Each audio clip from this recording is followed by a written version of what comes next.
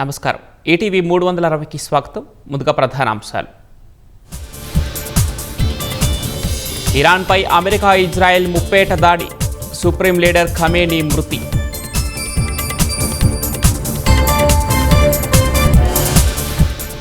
పరస్పర దాడులతో మండుతున్న మధ్యప్రాచ్యం, వేల కొద్దీ అంతర్జాతీయ విమాన సర్వీసుల రద్దు.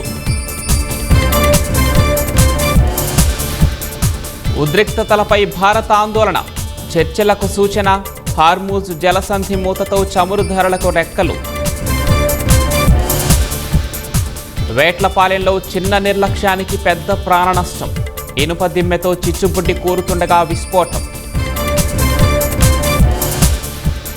బాణసంచా మృతుల బంధువులకు చంద్రబాబు పవన్ బాసట, బాధ్యుల ఆస్తులు జప్తు చేసి బాధితుల కుటుంబాలకిస్తామన్న సీఎం.